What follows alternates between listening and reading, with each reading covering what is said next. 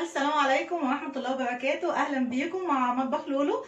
النهاردة إن شاء الله هنعمل خلية النحل. خلية النحل بالشوكولاتة أو بالنوتيلا. هنعملها حلوة مش حادقة، وكمان هنزوقها بالصوص الكراميل. وإن شاء الله ده صوص الكراميل اللي هو من دريم، اللي هو العبوة اللي بتبقى مع دريم. لكن احنا بعد كده إن شاء الله هعمله لكم في البيت، وممكن تحفظوه في علبة في التلاجة تزوقوا بيه اي تورت، اي حلويات، اي حاجه، ويتحفظ معاكم في التلاجة وقت طويل جدا. وما تنسوش اللايك والاشتراك في القناه لاي حد بيتفرج على القناه جديد. ويلا بينا نبدا مع بعض ونشوفها بتتعمل ازاي. يلا بينا. دلوقتي هنبدا مع بعض. بسم الله الرحمن الرحيم. هنعمل خلية النحل. انا هعملها مسكره، مش هعملها يعني حادقه، هي ممكن تتعمل حادق وحلو. دلوقتي انا هعملها بالشوكولاته او النوتيلا. تمام. دلوقتي معانا هنا 3 كوبايات دقيق من نفس معيار الكوبايات دي. تمام. يعني انا لسه دلوقتي حطيت 3 كوبايات دقيق من نفس الكوبايه. تمام اهو. ومعانا كوبايه حليب دافي، يكون دافي مش سخن قوي. ومعانا نص كوبايه زيت، وممكن عادي تتعجن بميه وتحطي لبن بودره. تمام. ومعانا هنا كيس خميره اهي، كيس خميره جافه. تمام. ومعلقه لبن بودره اهو. ومعانا هنا معلقه لبن بودره كمان، هنحطهم كده على العجينه على الدقيق.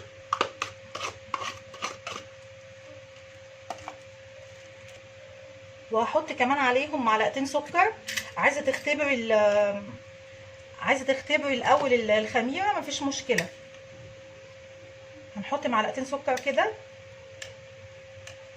او معلقه ونص، لان ده يعتبر نص كيلو دقيق. تمام كده.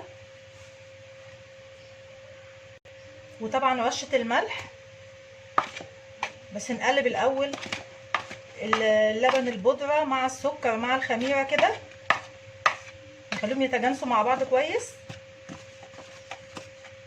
وهنحط دلوقتي رشه الملح كده، بتدي تيست حلو للعجين.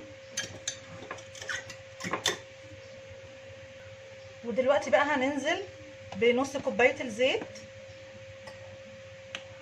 كده بالشكل ده. حطينا نص كوبايه الزيت. لو هي كانت حادقه، يعني لو كان خلية النحل حادق، كنا ممكن نحط زيت زيتون. تمام. دلوقتي انا هقلب الدقيق ان هو يختلط كويس جدا بالزيت عشان تبقى طريه وهشه وحلوه. وبعدين هنعجن بالحليب او باللبن. تمام. لحد بس ما نخلي ذرات الدقيق كلها تمتزج بالزيت.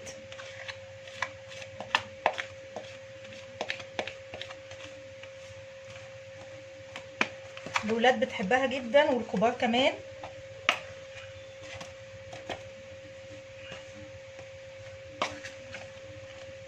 دلوقتي بقى انا هعجن بايديا عشان اخلي الدقيق كله ان هو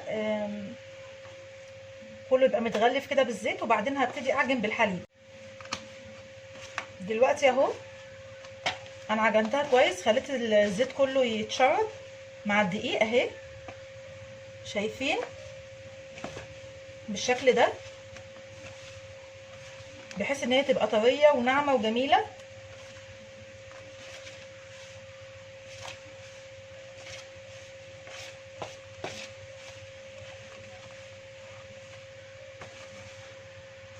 بالشكل ده كده كلها اتشربت، حتى تحسوا لونها اللي اتغيرت، ما بقتش فاتحه زي الدقيق العادي. تمام. دلوقتي بقى هبتدي اعجن بالحليب شويه بشويه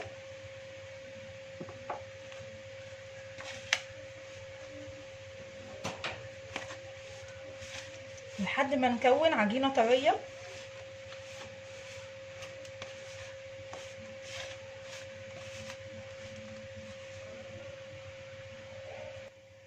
شايفين انا ما خلصتش كوبايه الحليب كلها، يعني مثلا كوبايه الا ربع كده. تمام. وعجنتها وبقت طريه وبقت جميله اهي. ملمسها طري جدا.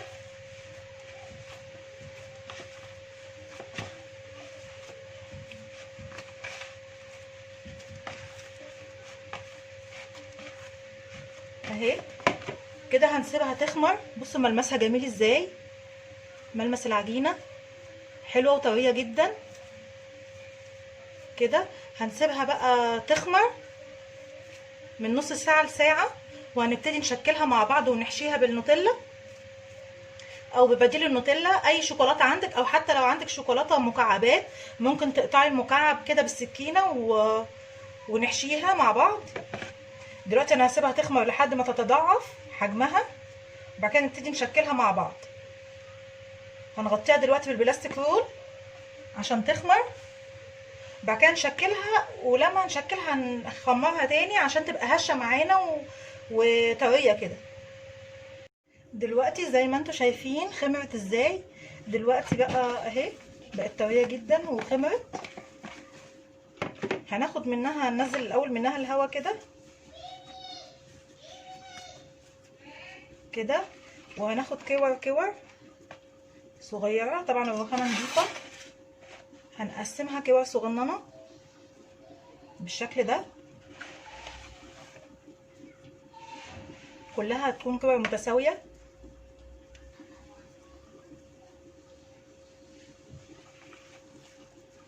عشان هنحشيها بالنوتيلا.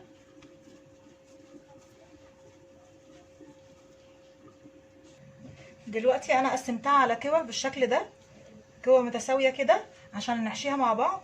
ودلوقتي بقى هناخد صواني من هي صواني البسبوسه كده، هنعملها باي ماده دهنيه بالشكل ده.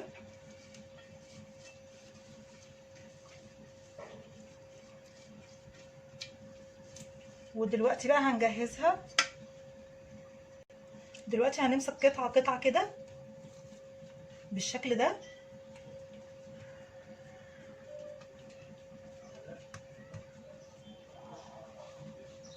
ممكن عادي تفرديها بالنشابه يا اما بايدك كده، مفيش مشكله. دلوقتي بقى انا فردتها بالنشابه او بايدينا، مفيش مشكله.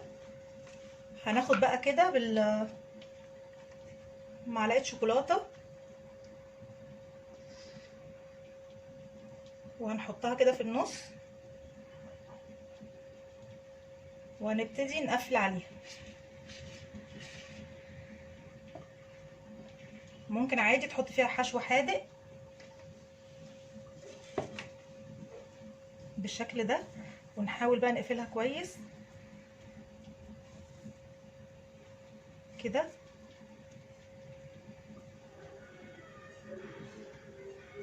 بالشكل ده كده.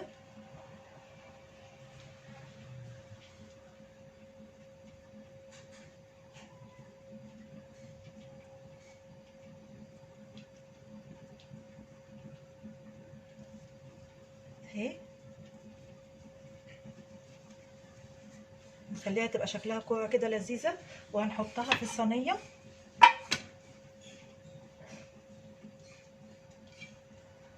كده. تمام. هبعدها عن الحروف شويه، وهنعمل واحده كمان معاكم برضو كده اهي. العجينه طريه جدا وجميله، احنا مش عايزين نرققها قوي عشان تبقى هشه وعاليه كده زي الكايزر. تمام. ناخد برضو معلقه كده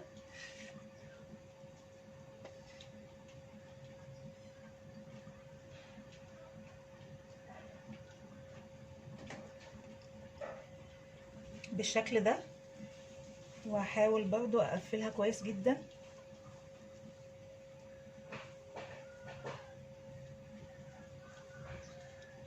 كده زي البونبونايه كده من هنا، ونقفلها ونحاول نكورها مع بعض لتحت كده اهي. نحاول نظبط شكلها ونحطها جنب التانية، ونسيب بينهم فراغات بسيطة لان هنسيبها تخمر تاني وتعلى تاني بعد ما شكلناها. تمام. بالشكل ده كده. هسيب مسافه صغيره جنب التانية كده، تمام. وهنعمل بقى تاني. هخلص بقيه الكميه انا بقى عشان ما اطولش عليكم الفيديو، تمام. ونشوفها بقى في الاخر مع بعض.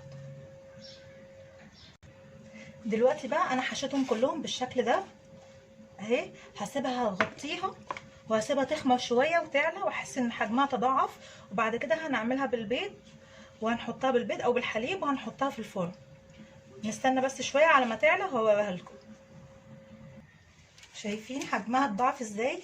انا سبتها حوالي بس نص ساعه، بصوا تضاعفت ازاي، وهيبقى شكلها كده عامل زي الكوره زي ما هي كده، وهتنفخ كمان اكتر في الفرن. دلوقتي معانا بيضه هنحط عليها كيس فانيليا اهو، عشان الوصفه دي حلوه مش حادقه. لو كانت فيها جبن او اي حشوه تانية كنا هنحط بقى فلفل اسود او حاجه زي كده يعني.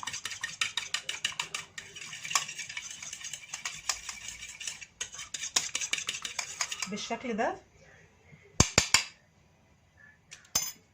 وهنعملها بقى بالفرشه، بتديها لون جميل.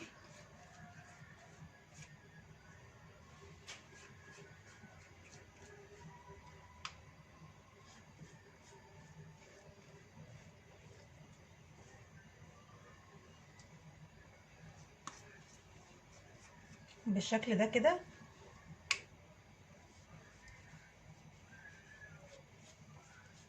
وهندخلها الفرن على 180 190، بتقعد حوالي تلت ساعة، 20 دقيقة. واكتب لكم المقادير بالظبط في صندوق الوصف عشان اللي عايز المقادير، واللي جربها ما ينساش ايه يكتب لي في صندوق الوصف، تمام. انا بتبسط لما حد بيجرب ويقول لي يا لولو انا جربتها وطلعت جميله اهي. انا مش هحط طبعا عليها اي سمسم ولا اي حاجه لان دي وصفه حلوه، لان انا هحط عليها من فوق كريم كراميل، مش كريم كراميل، هحط قصدي صوص كراميل. انا هحط صوص كراميل عليها من فوق، فمش عايزين نحط عليها بقى ايه. دي لو وصفه حادقه كنا حطينا سمسم او حبه البركه، تمام. بالشكل ده. دلوقتي هدخلها على 180 190 ولما تستوي هوريها لكم مع بعض. اهي استوت بقت بالشكل ده، شايفين الجمال؟ تحفه. انا دلوقتي هسيبها تبرد وهزوقها معاكم، شكلها تحفه اهي. تبقى شكلها عامل زي الكور كده، يعني تتسحب كوره كوره بقى وتتاكل. دلوقتي انا هسيبها تبرد وهنزوقها مع بعض وهوريها لكم كمان من جوه لما تتفتح.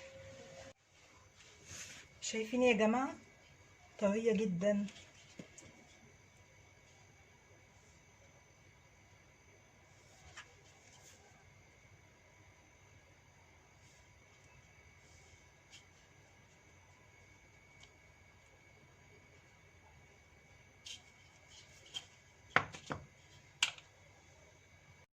دلوقتي بقى بعد ما بردت معانا، شايفين طريه ازاي اهي، هشه وطريه جدا. دلوقتي بقى احنا هنحط لها اللي هو الكراميل، تمام. وبعد كده انا هبقى اعمل معاكم ده اللي هو دريم، تمام. الصوص اللي بيجي، صوص الكراميل اللي بيجي معاه. انا بعد كده هبقى اعمل معاكم صوص الكراميل في البيت، تمام. بس ده كان عندي فقلت يعني ايه احطه على الحلويات دي. هنعمله بقى كده بشكل داير ما يدور كده، هنزوقه عليها بالشكل ده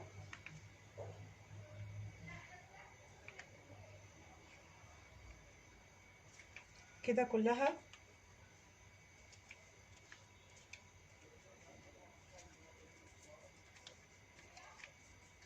جميلة.